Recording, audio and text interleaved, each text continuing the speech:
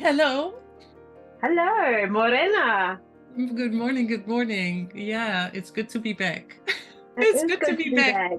to have a little talk again. Of course, before we hit record, we already had a bit of a talk. Yeah, We almost forgot. We almost forgot to record, right? we Um, almost did forget to record today, and we hopefully we can recover some of that beautiful content that we were I know because there were organically some discussing. gemstones Good. there. Talk about Yeah, gemstones. it's so true. It's so true. It's so true. So we Because came I, up with a name as well, I think, didn't we?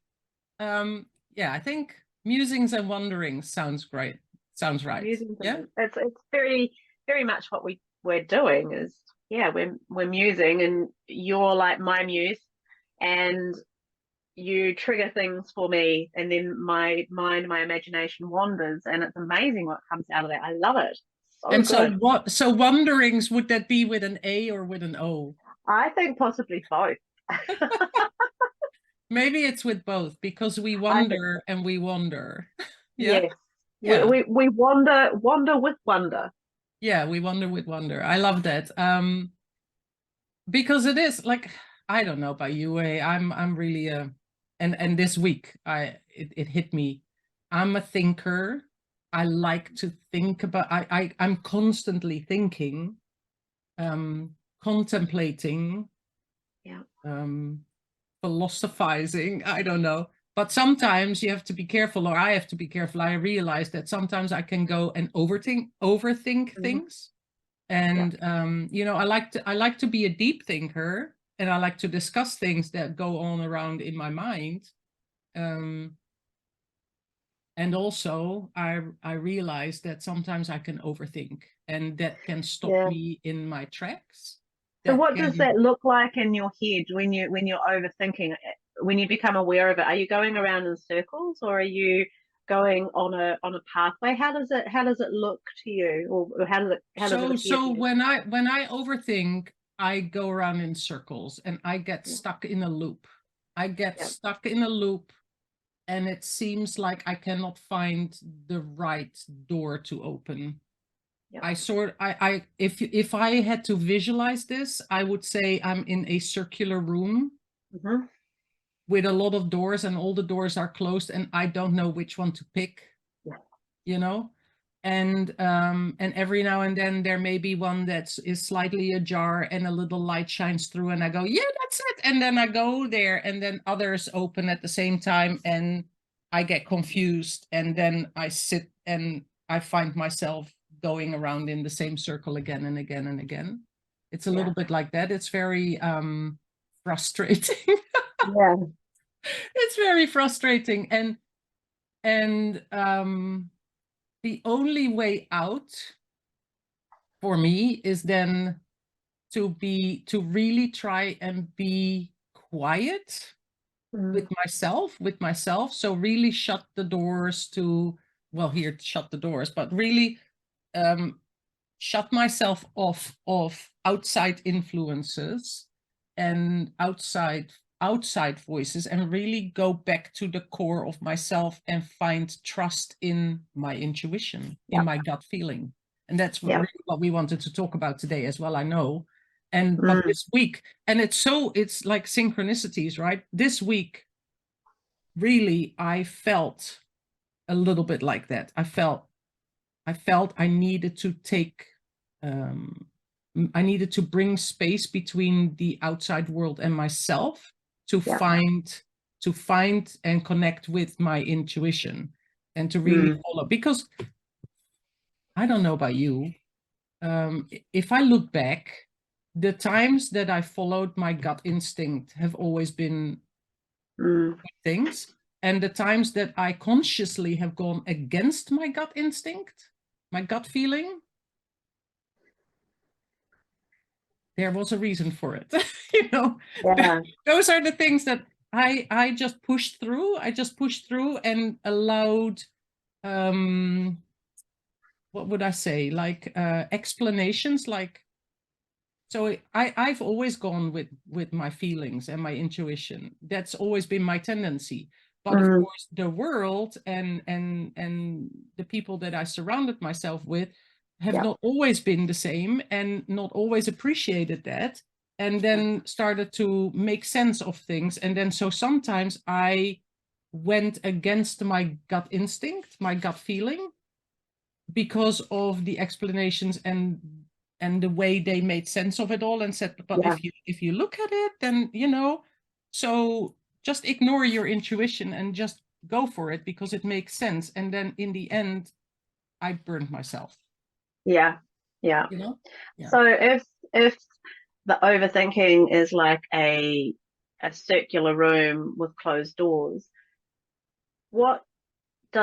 how do you know that it's your intuition that's speaking or that's coming through? How do you differentiate that between the overthinking?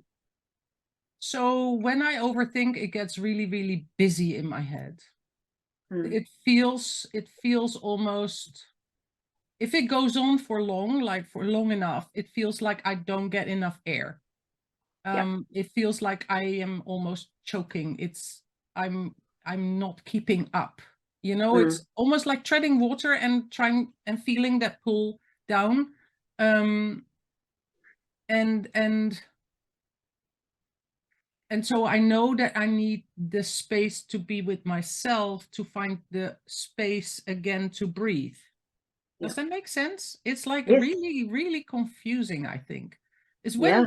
when the outside world becomes so busy and so loud and so intrusive Mm. that there is no more space for my own inner Yeah. world, for my Yeah. own inner dialogue, I guess. Yeah. Yeah. Yeah. It's in my experience the inner dialogue, that little voice. Hmm. It's a little voice, Yeah. and It's a whisper. I it call them, is. I call them often whispers of wisdom. Yeah. Oh, I love that. Yeah. Yeah. Yeah, I love that. And when it's quiet like that, you have to quieten your world internally and externally in order to hear it. Yeah. Um, and we are bombarded. We were talking about this, weren't we? About Yeah. being bombarded externally and allowing that, like we allow that to happen. Yeah. It's not something that happens to us. We allow it to happen. But when you're bombarded by the the judgments and the opinions and the feelings of this external world, it can be so oppressing. It can be so overwhelming, and it's like for me, it's like a heavy, wet blanket, Yeah. and it's really hard to breathe through. And I find it really interesting. You talk about, it's hard to breathe because I find the same thing. And for me, I learned this many years ago, but the word inspire, it's Yeah. about breathing. You inspire. Yeah. It's not expiration, it's inspiration. It's the breath that comes in. It's where, yeah, yeah, right. You can also break that word. Inspiration, in spirit, in Yeah, yeah. your inner spirit. Hmm. Yeah.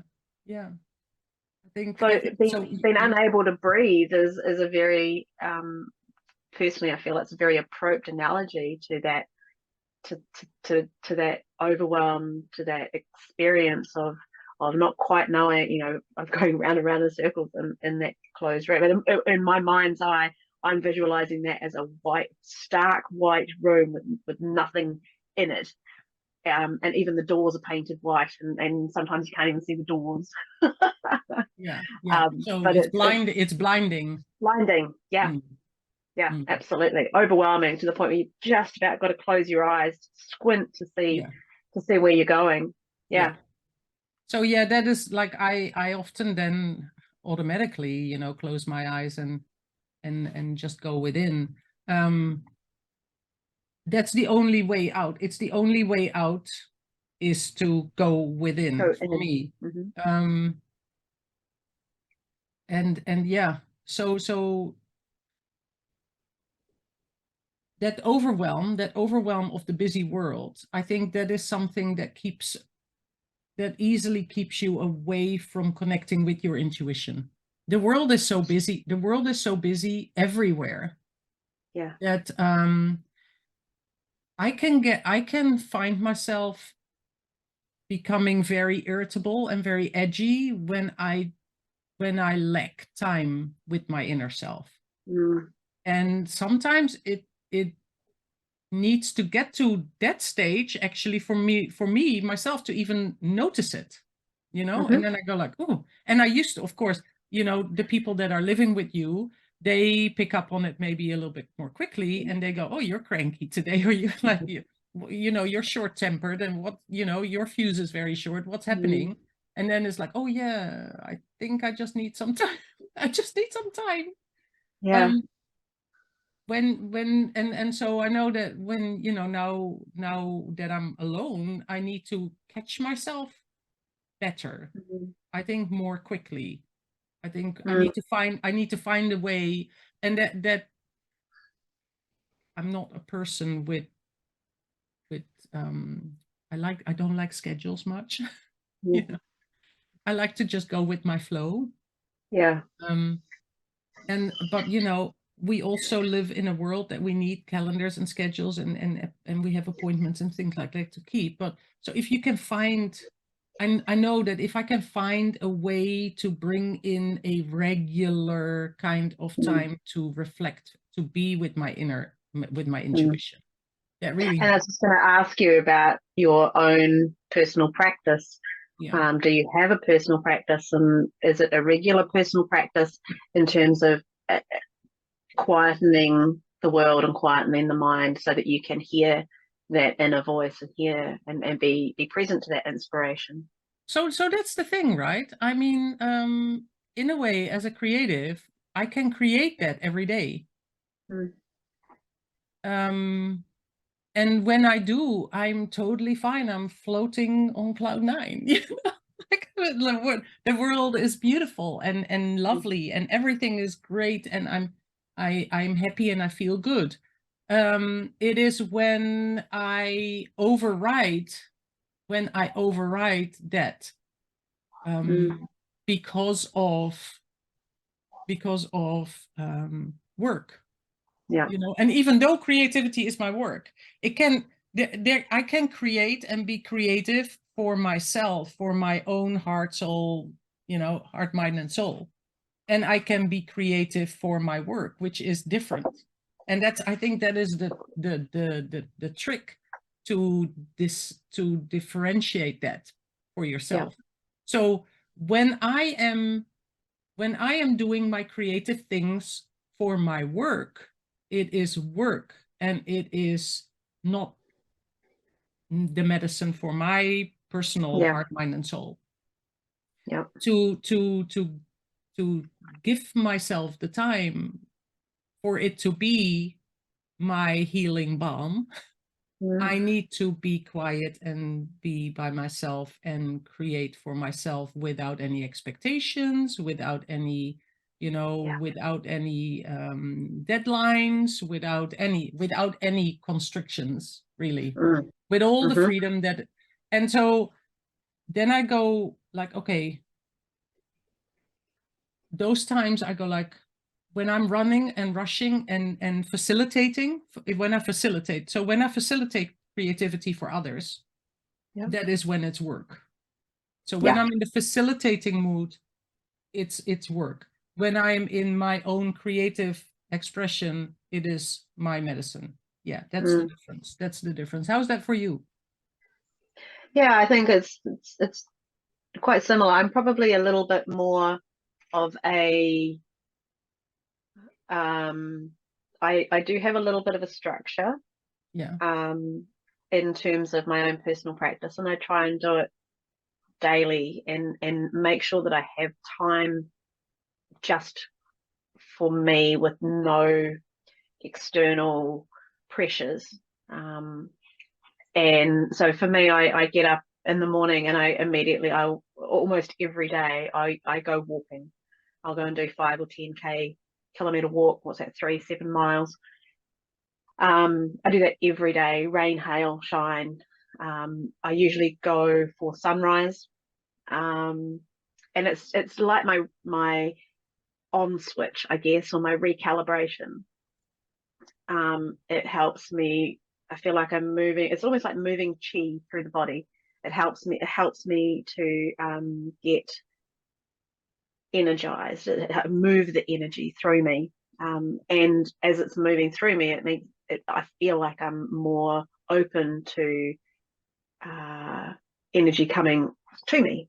I'm more open to it. In terms of the creativity piece, I find it's such a bloody paradox, this whole having a creative business, because the two are, they're such antitheses of one another, creativity and business, in so many respects. Because so if I make reproducible pieces that I sell online, and while every single piece is made individually, and obviously no two pieces can be the same, it's the same design, the same style of art, and I can reproduce it within context. For me, I find that quite soul destroying sometimes. I find it like, I love the pieces, I absolutely adore them, I enjoy making them, but when I'm making them, so if I'm making for a store and I'm making a large order and I'm making like one pair of earrings and it's the same style, and maybe I'm making 6 pairs of those for that one order, it can get quite soul destroying, because the creativity of that, I have to go searching for it. I have to remind myself that, you know, that each piece is unique, and I have to not get angry with that piece. And I do sometimes get quite angry. I know. Yeah. And then sometimes when if I'm doing custom work for people, working with their heirloom jewelry or making something that's unique for them, even that, if I am given creative license and I can, you know, within the context of the size or the style that they're after, I've got creative license. I love that. That's joyful. But if I'm trying to meet somebody else's expectations of what they want this to be, I feel like I might as well, you know, just have a job. It's a job. Well, like commission work, that can be really, really hard. So for me, the real joy comes, and we were talking about this earlier, weren't we, about making things for yourself. And like I make rings for myself, and I make necklaces and earrings and things for myself, and that's how I try out new designs. And oh my gosh, that process, that flow, that is me in flow. I love that process. I love and it can be really frustrating because sometimes things don't work, but for me, that's where the inspiration comes from. And I have that, I almost schedule that into my week or my month, so that I call it playtime. I have playtime. I have time where there's no expectation. I just can explore the ideas or the inspiration that I have, and I can explore it and turn the inspiration into something physical and tangible. I'm smiling as I'm thinking about it, because it just, it makes it brings a smile to my face too, you know, when you talk about it, you feel it. It's joyful. That's where the joy comes. And so for me, you know, that's not the business side of things, and even though it is, because that's kind of the R&D, if you like, that's not business to me. That's my personal creative practice, and I love that. But I do tend to, and I said it before about, you know, that blanket, that cold, wet, heavy blanket. If I just make for everybody else and don't invest that time making for me and my own creative flow, my own creative process, I can get absolutely smothered by that blanket, absolutely smothered, and it can be really hard to fight my way out from under it. So how do you do that? How do you fight yourself out of that? How do you get yourself out of that? So for me, and that's where the little bit of structure that I give myself comes in really importantly. Making sure that I have time to listen to myself Mm-hmm. every day, is that's my ability to lift the corner of the blanket and go, no, there is a world out there, and I can go out there. It's okay. Because I think sometimes if we're in difficult situations, it can be really, I won't say comfortable, but it can be convenient to stay there. It can be Mm-hmm. really convenient to stay there. It becomes, even though it's uncomfortable, it can become a place that you know quite well. And it feels, even though it's uncomfortable, it can feel, because it's known, it can feel safe. And what's out there, well, my intuition is telling me that there's something amazing out there, but that's kind of big and scary and bright, and I don't know, I don't have control over that. Whereas when I'm under this heavy blanket, yeah, it's really oppressive, and but I know it. Yeah. I know it Yeah. really well. And so there's a certain amount of courage and bravery that comes with trusting your intuition. Yeah. Yeah. Because that can be a scary place. It can be a scary thing to do. But it's also the exciting place. Mm. And I That's think where the that is, magic and happens. that is what we need, right? We need that adventure feeling. Yeah. Yeah. Because because I don't know about you, but if I am just facilitating, if I'm just doing the thing for my business, creative business, then that is, as you said, it's like a safe, it's like that underneath that blanket, you know what it is, you know what you do. It's the comfort in a Yeah. way, Yeah. the uncomfortable comfort zone. Yeah. And we need our creative time ourselves because of that unexpected, because of the curiosity that we have, because of the adventure and the unknown, Mm. because that is how we explore the new things, right? So when I'm creating something for myself and without expectations and without boundaries and all that, I can just play. Yeah. And for the sake of playing, playing and feeling good in that moment, and just having fun, whatever, regardless of whatever comes out. Am I creating something that is pretty at the end? Yay. If I'm creating something that turns out to be, that doesn't turn out the way I envisaged it, and it means that I need another day to play with it some more, then that's fine, but that's the exciting times. Yeah. And that is what sparks my life for me. Yeah. Yep. I remember, Yeah. like, when I first came out of college, I went to art and fashion academy. And so we learned everything from design to pattern making to sewing the garments to showing the garments to all that, and they were all one-offs, like haute couture, Yep. and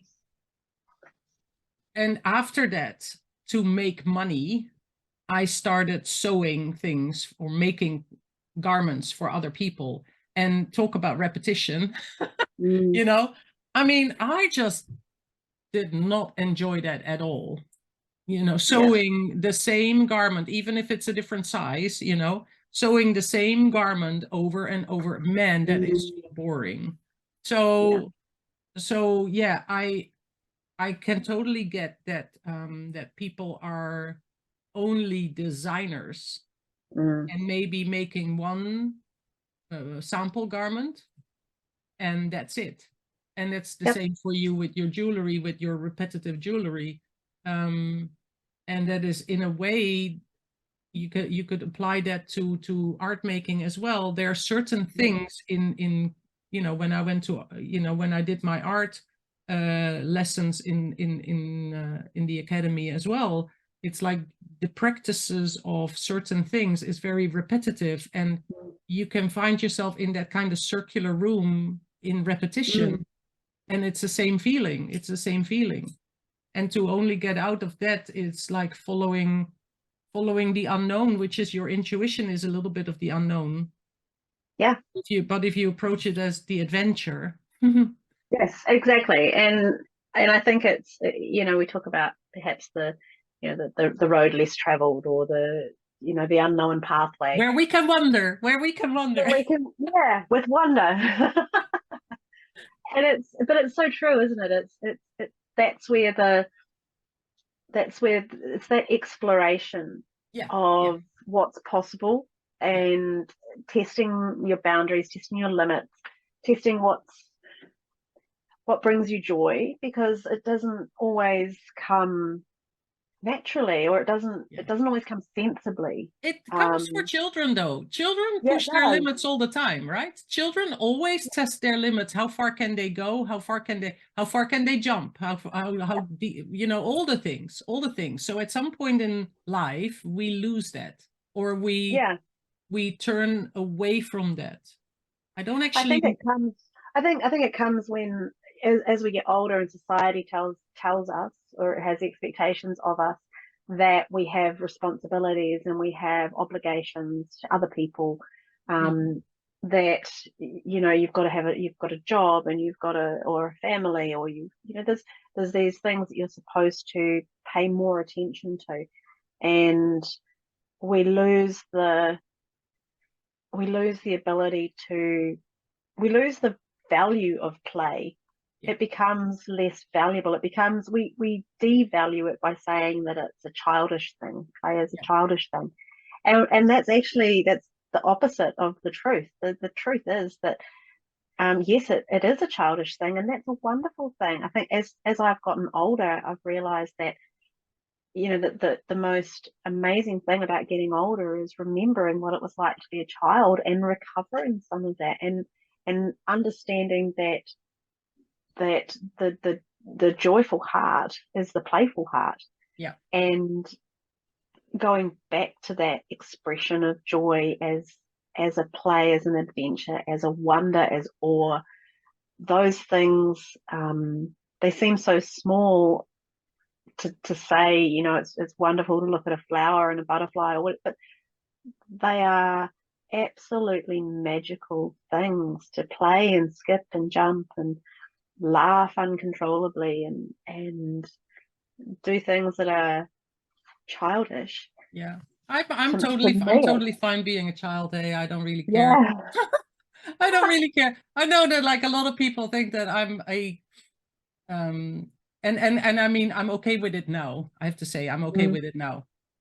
Of course I haven't always been, because I have a younger sister, and it's always been like, because I'm the dreamer, I am not the serious one, I'm not the business-like one, I'm the more irresponsible one. It's always been that. So I always thought that there was something wrong with me, and that I needed to uh, pull up my pants and be more mature and be more an adult, and lose that silliness, that gullible. So yeah, there's Joyce, and she's a bit gullible, she's a bit naive, you know, she doesn't like I wasn't really part of the real world if I mm, allowed myself to go. So there was the time that I was still really tapped into my intuitiveness, and allowing myself to dream. As I was growing up as a child,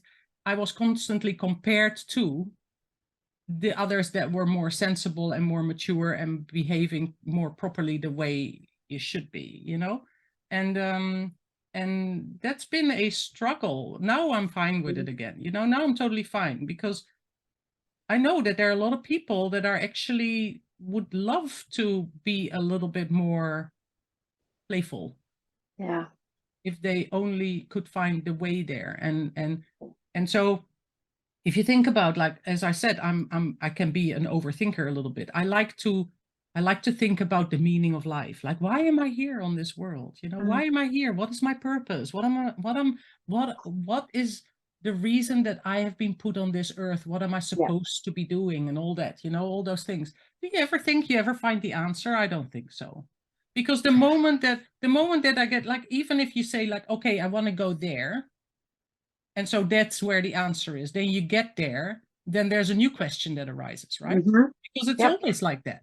I mean, you have a certain goal or a certain thing that you want to achieve or find an answer to, or find out what it is like. And when you get there, that opens up a new space that gives new right. questions. So you're never really done. So if you look at it that way, then you never really get the answer anyway.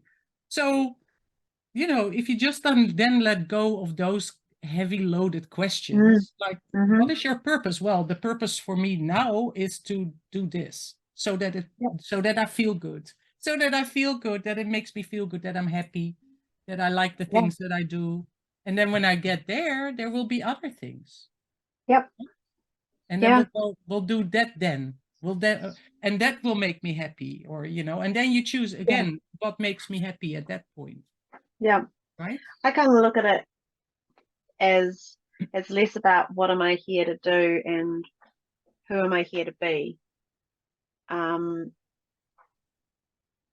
what I mean by that is it's in any given moment, my personal philosophy is that we're not this bag of flesh here to have a spiritual experience, or to find some sort of spiritual meaning in life, in our existence. I actually see it the opposite way around. I believe that we are these amazing, intuitive, spiritual essences that are here having a human experience. Yeah. And so when you sort of turn it around that way, you go, well, okay, in any given moment, what is the experience I'm having? Yeah. Am I having an experience of joy, and what is, how do I get more of that? And I kind of just see it as less of a destination I'm trying to get to, and more of a journey that I'm on. Yeah. A wonderful wandering. A wonderful wandering. Yeah, exactly. Yeah. Exactly. I think so. So I think so from that too. perspective, I don't think it's possible to get it wrong. And I'm very much like you, Joyce. I'm an overthinker. I love thinking. My brain loves to think and learn and philosophize, blah, blah, blah, blah. All of that. So, like, I love that part of how my brain works. But I do constantly have to remind myself to just be present and to enjoy what I'm experiencing. Yeah. And even if it's uncomfortable, or not necessarily pleasant, it's still valuable. Yeah. It still has value to me, because I'm here to experience as much of this thing we call life as possible. And that's what drives me. And so that's what that we talk about intuition and trusting your intuition. Yeah. Those times where I have doubt, I can remind myself and go, I can't get this wrong. Yeah. All I've got to remember is to be here and experience it and be present to it. And I can't get it wrong. There's no such thing as right or wrong. It's just, I'm here to experience what I'm here to experience. Yeah. And if I want to change it, if I want to experience something else, then I can change that. Yeah. It's a choice. It's a choice. Yeah. Yeah. It's a choice. So every day, and especially those days where I feel a little bit overwhelmed by my overthinking, I find time to calm down enough to think one small thought, and it is like, what can make me happy now? What can make me, how can I feel good in this moment? Yeah. So it's all about feeling good. It's all about feeling good, because the moment that I feel good, whatever I do comes out better. Whoever I meet feels it, it rubs off and all that. So, and then it grows it grows within me, the feeling good kind of thing, and it expands. And so it's that simple, really. That's the only question that I really need to answer, is like, what makes me feel good now? Yeah. And that goes against so many things that I've been taught, because as I was growing up, and probably you the same, like, no, you override that, because you don't want to be selfish, but it's not selfish. It's No, not selfish. no, it's not selfish at And all. it's taken me like all these years to realize that it actually is not selfish to answer that simple question, like what makes me feel good, and just do that. And Mm, then do more of that, because that will grow the thing that is important in my life. That will grow the thing that is valuable to others as well, that I absolutely. come in touch with, you know? That's right. And that's I was gonna reflect on that too for you, because when you do that thing in the world, that when you ask yourself that question, and you know what makes me feel good in this moment, what can I do to feel good in this moment, you're also, by being that person in the world, by expressing yourself in that way, you're giving permission for other people who are seeing you, especially in a public setting as an artist. You're giving permission for people to ask that same question themselves, Oh, and have your you answer ever is have you ever different. tried? And like I work with my clients, and I also do coaching work. And Mhm. so how often do you ask somebody that question and they actually don't know what makes Don't them so know. happy? And Yeah. that is sad. Then I think like, wow, sit with that for a moment. If you ask yourself the question, what makes me happy, what can I do now to make myself feel good? And if you don't have an answer, if you don't have an intuitive answer, something that comes to you like, do this, like a little voice saying, Yeah. do this, that will make you feel good. If you cannot connect with that, Mhm. then that's really something to sit with, I think. Absolutely, absolutely. And I think, going right back to when we started the conversation about that sense of overwhelm and the noise, Yeah. that noise and all the things that we are, we're told we're supposed to care about this, or we have an opinion on this, or pay attention to this. It keeps us away from that voice. It keeps us away from the things that make us feel good, and it's a conscious choice. You and I were talking before we started recording this about, if you, I won't say make the mistake, if you make the choice to dive into, say, social media, for example, and you find something that is contentious or triggers you, you've got a choice in that moment. Do you continue to be triggered by that? Do you dive on in? Read the comments is the worst thing that you can possibly do. But do you dive on in and become part of that and lose yourself? Or do you choose to go, I can leave that alone, and I can listen, and I can go internally, and I can be me, and I can find the thing that brings me joy? That is a choice. But for the vast majority of people, so many people out there, that noise, that bombardment externally is so intense Yeah. that it becomes that heavy wet blanket. You can't. Yeah. It becomes normal. We Yeah. normalize that. We Yeah. think that is the world. That's not the world. Yeah. That is not the world. We have a choice. We can participate in that world, Mhm. absolutely, Yeah. but we have Yeah. to understand that it's a choice to do that. For And sure. if that's the choice to participate in that, fine. But you can also choose differently. In any given moment, you can make a different choice. Yeah. Yeah. And I think that is, I mean, I follow, I do follow. I like to watch. No, I like to watch other people living out their creative lives. And so there are a few people that I follow, or a couple of people that I follow, that really have withdrawn from modern society, almost like they have started to live off grid, or Yep. or more remotely, and they are they are writing about that or speaking about that, and those experiences. And of course, I've traveled, you've traveled, we've seen other ways of living, Mm-hmm. how you can live in different ways. And I've done some really primitive kind of travels as well, Mm-hmm. where I was temporarily disconnected from the World Wide Web Mm-hmm. and all modern facilities. And I mean, even the earthquake experience was a little bit like Yeah, that, you know? Yeah. absolutely. So, you can live like that.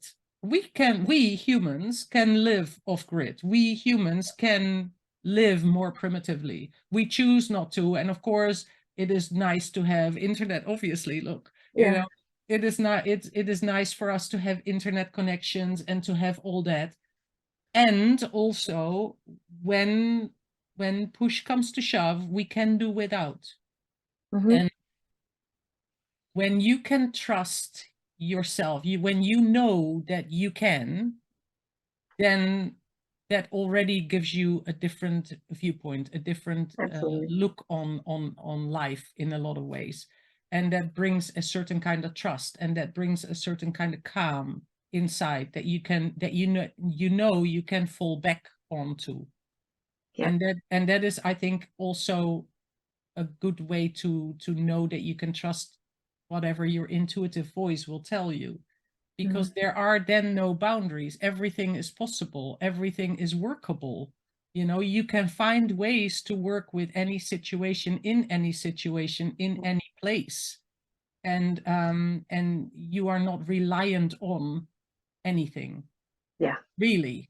So the moment that you say, like, I need this to live my life, then you may want to sit with your intuitive voices, with your whispers of your wisdom, a little bit, and say, is that really true? Is that really true? Can I not, you know, is there no other way? And that is what I, you know, that is what I love about having inner dialogues, is finding those kind of answers, and finding that trust. Finding that trust. And that goes back and then into everything, into your life, into your work, into your business, into you know, connections with other people. It is like, if you do the things that make you feel good, like make your inner, like you said, we're a spirit having a human experience. So if you can make your spirit feel good, like imagine this human body is the house your spirit lives in. So make it comfortable for your spirit. Make it comfortable for your inner self. You know, make a lovely little living room inside of you. So how do you do that? You know, and so when you do that, then and then there's this trust, like, yes, your inner voice will be more comfortable, you know, your spirit will feel more comfortable, so it will be more helpful, more content, give you better advice, and so you can trust that, you can trust it. Absolutely giving it a space to be heard. You know, I guess you can relate it to the concept of the inner child. You know, really what the inner child wants is to be heard and to be loved and feel safe. And have the freedom to play and express themselves.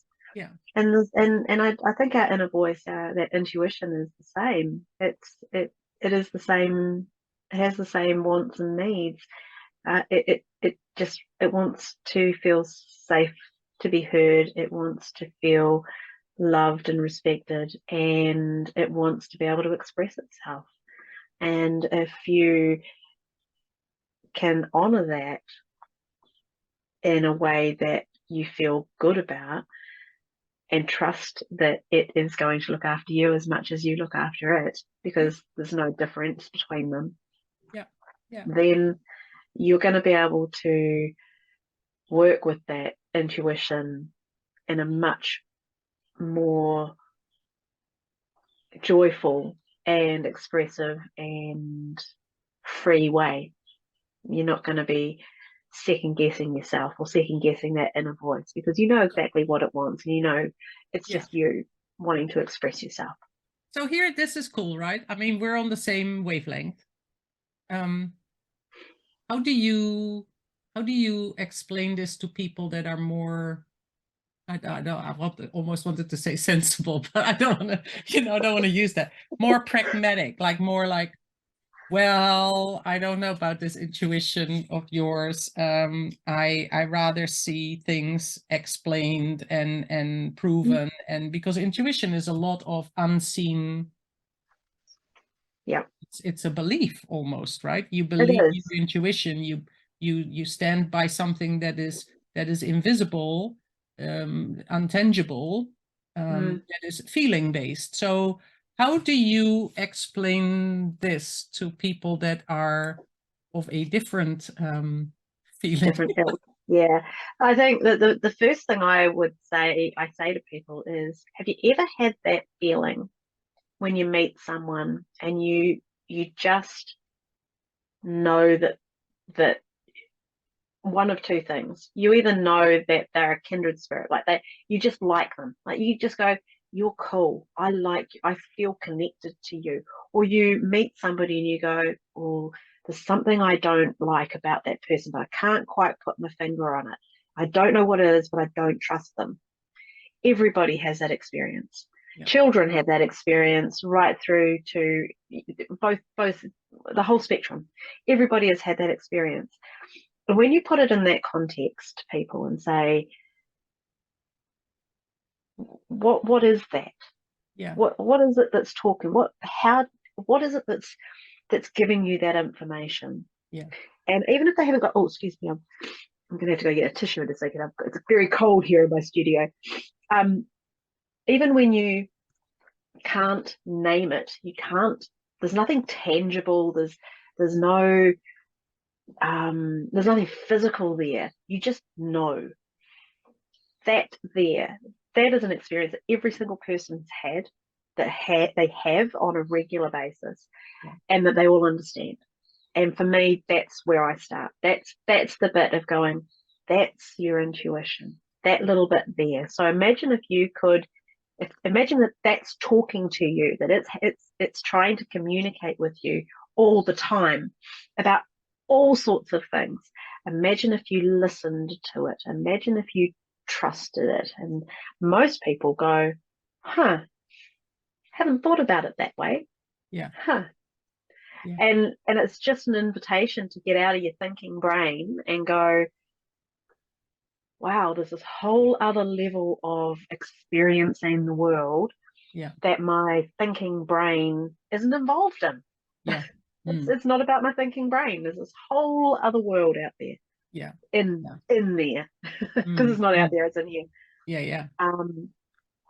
That's how that's where I start. That's actually a really great way to, because I come across people, I mean, ever since I grew up, my dad is very, very down to earth. And so that's always been a little bit difficult to explain, and so that's actually a really, really good way to put it to somebody that that is maybe less in touch with their intuition, with their feelings. That's just an experience that pretty much everybody has, and most people are familiar with that feeling. Even if they can't put it into words, they know that, and that's a gut feeling. That's a gut feeling, really. That just comes up without really a lot of thought behind it or time. It's just an instant thing. It's like, you're right. So that's a really good one. I think and it's quite interesting because if you've got somebody who's like super serious scientific-y, you can also tell them that there's 3 brains in the body. There's the one in your head, there's the one in your heart, because there's actually brain cells in your heart, but the gut, we call it gut instinct for a reason, because the gut is a driver of this. And so there's a brain, there's a level of knowing and thinking scientifically in the gut that actually helps drive, and it's all related to blood flow and the whole biodynamics, etc., etc. But we call it gut instinct because there's actually a blooming brain in there. And so it's this understanding that there's these different systems in the body that reflect and relate to the different systems and of knowing, these different ways of knowing, that if you've got somebody that's like super on the scientific side, you can throw some of that stuff at them as well, because this is stuff that we're learning. These different ways of being and ways of knowing in our existence are reflected in the body.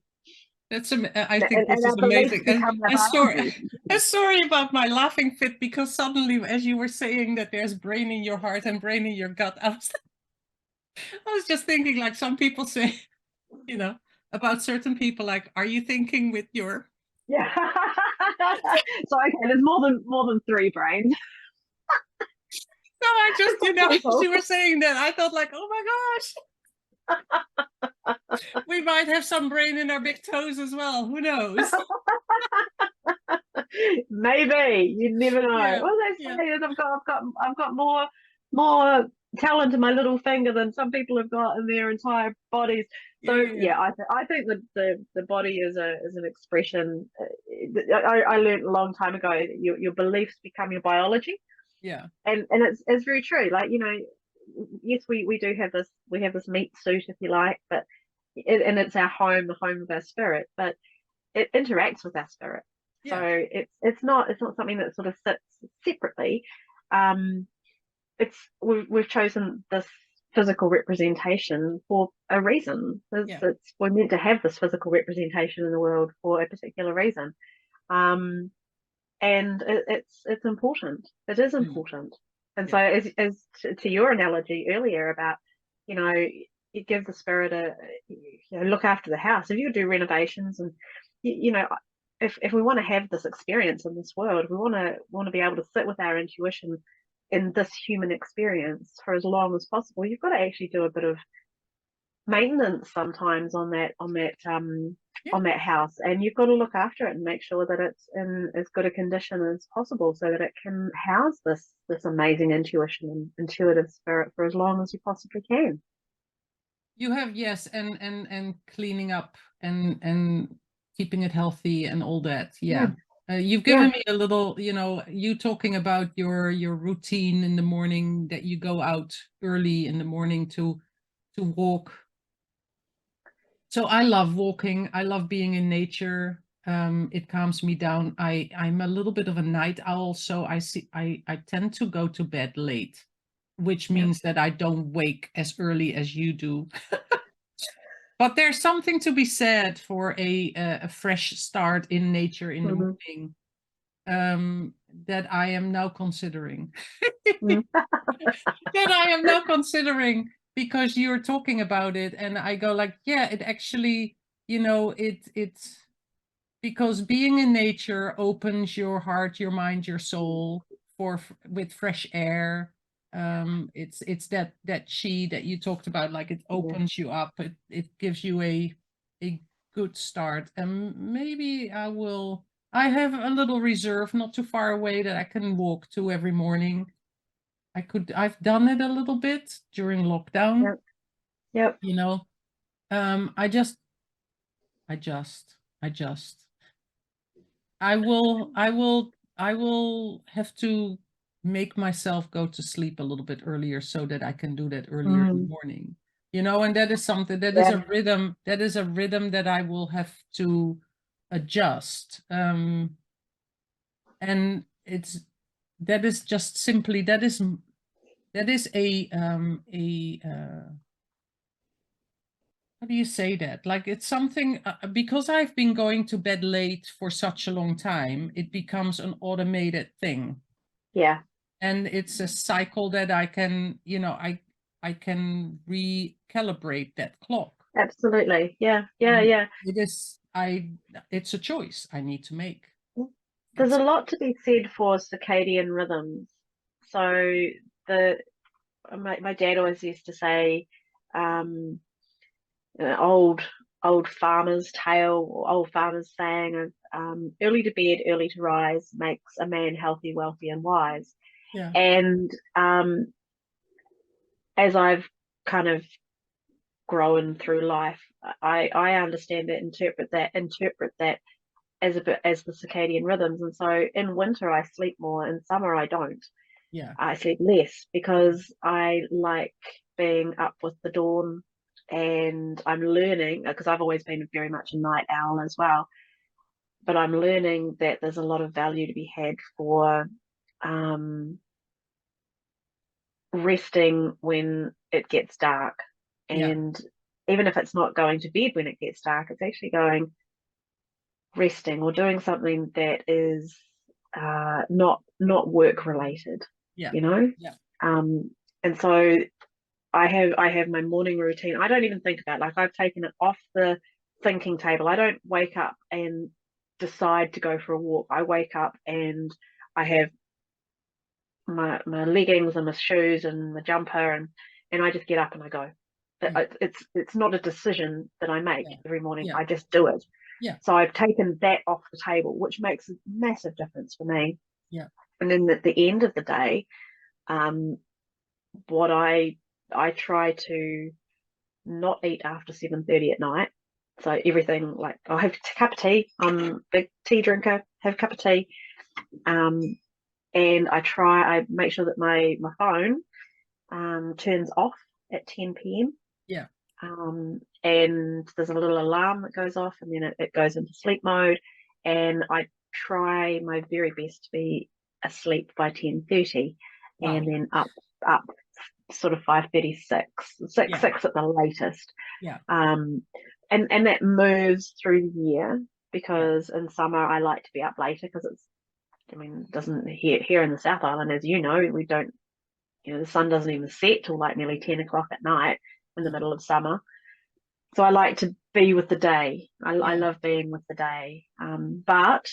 But my caveat on that is, if there's a full moon, I will be up all night. I love the moon. Like, if there's I can be up Yeah. communing with Marama all night Yeah. and be very happy doing it. So rules are made to be broken.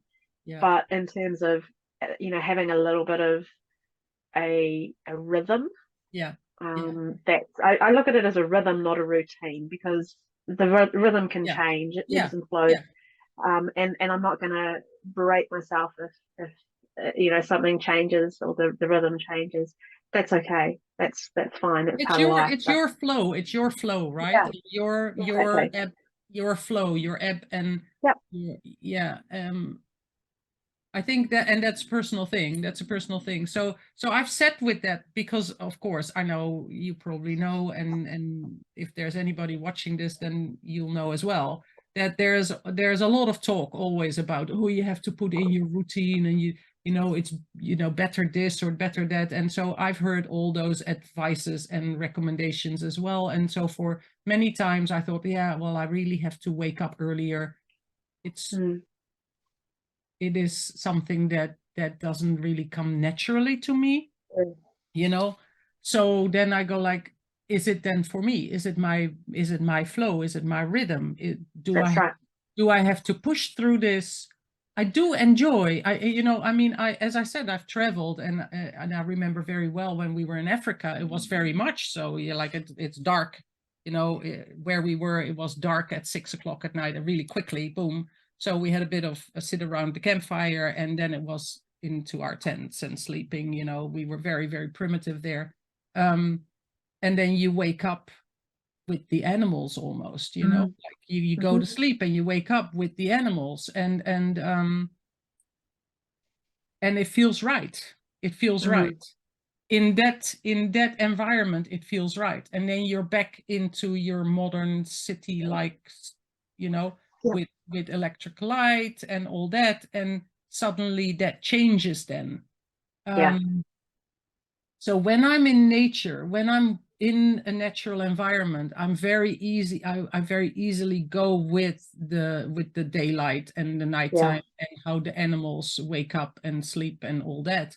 It feels natural. There are no distractions. There are no outside distractions, I think.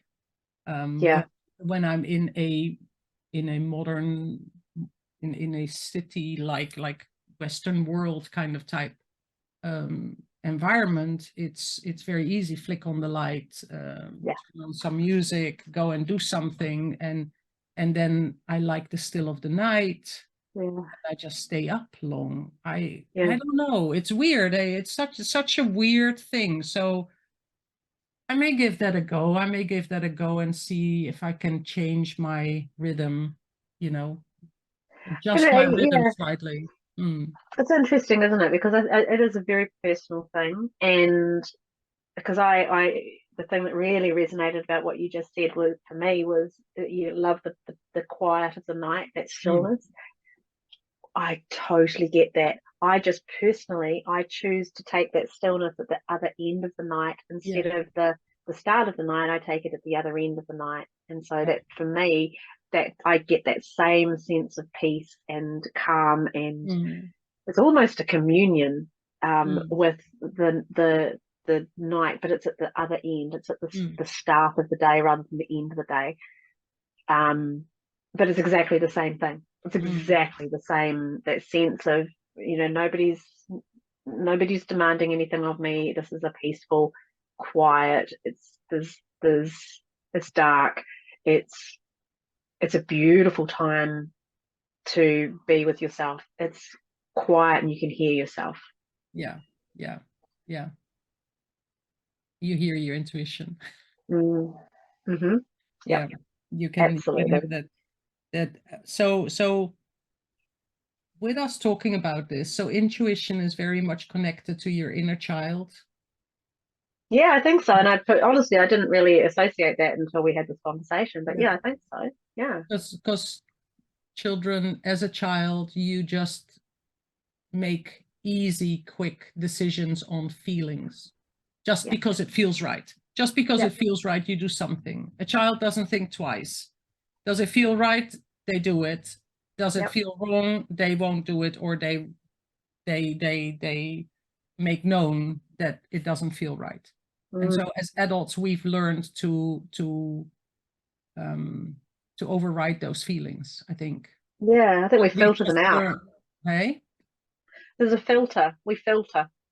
we filter, but we've also, I think, been trained to ignore them. Mm. Mm-hmm. Mm.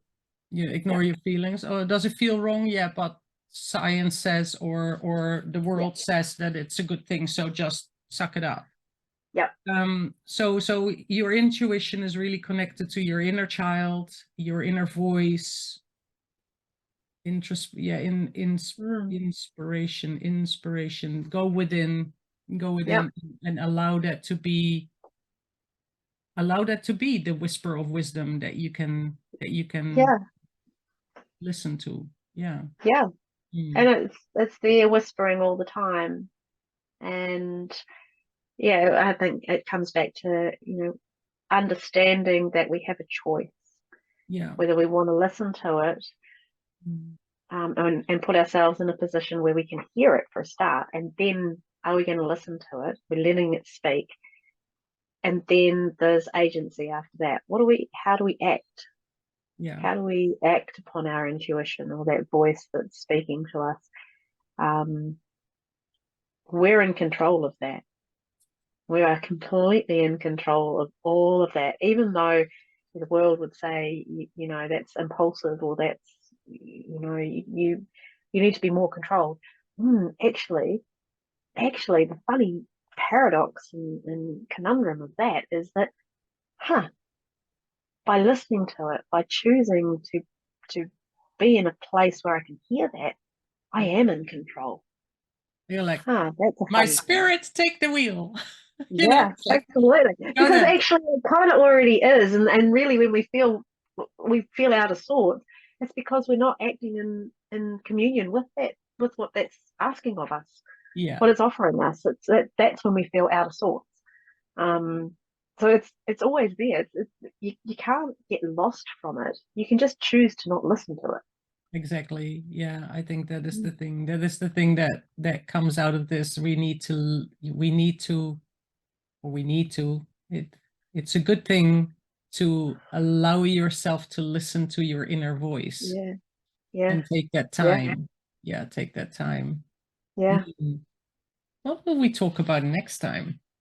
Oh, oh, I mean, I'm just thinking. We've been talking about I mean, we started with being like feeling in a circular room, and it's been mm, like we've made that we've made that circle.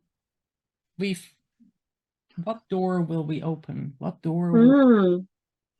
The first thing that comes to my mind is about, we've been talking about wandering. wandering? And I think it'd be really interesting, perhaps, for us to tell our stories about how we got to be here, like what that Well, wandering I is. mean, that's the whole thing. Why am I here? Yeah, Why am I here? Why am I here? Um, yeah. What brought me here? What brought me here? Yeah, we can talk about that. We can talk about that. That's actually quite, what brought you here, and what's the reason behind things, right? Yeah. Yeah. Um, what's the reason behind anything, really? And does it Mm. matter? And does it matter Does for it us to, matter? and for us to Mm. tell a story? And yeah, yeah. And maybe part of that it's part of the letting go of Mm. identities. I think as artists we do tend to tie our identities up very much with what we make, and believe that that's our only expression in the world. But actually, there's a lot of power and joy and freedom to be had in the letting go of that. And so Mm. maybe that's something we can explore. How have we changed? How have we allowed our identities to evolve? Um, And how to let go. and how to let And go. how to I let think that's go. how to let go. Yeah, I think yeah. So that's interesting. Like, why am I here? I had to let go of a lot to come here. Mm. yeah, yeah. And so, or I chose to let go of a whole lot to Mm, come here. And so I think that that's a really interesting thing to talk about how to let mm, go, how to let go. What brought us here is letting go, is really yeah. letting go, is really letting go of a lot of things. And we can talk about that for sure. That's actually going to Mhm. be a really interesting topic to talk about. Mm. I think so, and it ties in quite well with what we've been talking about here with intuition. Yeah. Like how do those two things come together, because they are very much related. Yeah, yeah. And I think it is also, or I know it is also something that comes up for a lot of people, like, this is my life. How do I even let go to be Mm, able to choose yeah. something else that my intuition may say is what I would love to do, but how do I let go with honor, you know? Yeah. Yeah. Yeah, so that's a real cool, that's going to be an Mm, interesting topic. Yeah. mm, Yeah. mm. See, so we always find something, and it all connects again. It's all connected. Like, yeah, we have our heart everywhere. We do. We do. Little finger. And it's always good to find something to laugh about. I think that is, if every day you can find something to be happy about and to laugh about, it really makes a difference. You know that there's a trick. If you feel really, really, that laughing makes you, or when you're happy, you laugh, right? Yep. But it's also the other way around. When you laugh, you can feel happy. Happy. So there's a trick that if you feel really, really sad or really, really down or really, really angry or whatever, if you make your face laugh, smile, you will improve your emotion. You can do it like Wow. this. That's so cool. You I'm can just go looking for you can something. go in front of the mirror and you put a pencil or a pen with in between and your face will smile, will laugh. And if you do that for as long as you can, it will improve your happiness. Genius. It's a trick. Genius So if you're life really hack. in a shitty mood, you're gonna go like, So because if we there's come on the Zoom, Joyce, and you're sitting there going, it's just, it's just a little aid. It's just a little help. But there's laughter yoga. And I yeah, always thought like this is ridiculous. People's, but it does it works. I've done it's laughter yoga. yeah, It's brilliant. It's yeah, brilliant. Laughter yeah, clubs. Yep, yeah, they are one of the funniest things you will ever do. They're yeah. so good. But so if you're alone, Yeah. just that will do the trick. Yeah. Yeah. Just random tip at the end. Oh, that's brilliant. Love it. Life hacks. Love it. Yeah. Yeah. Yeah. Yeah. Alrighty. So I think that's it for today. Hey, Yeah, I think that's that's a it for great today. discussion. And then we'll do Yeah. another one next time. Yeah. So Yay. if we have any viewers, tune in for the next one where we talk Because about we'll how be to there. let go. Tune in for the next episode. And yeah. Okay.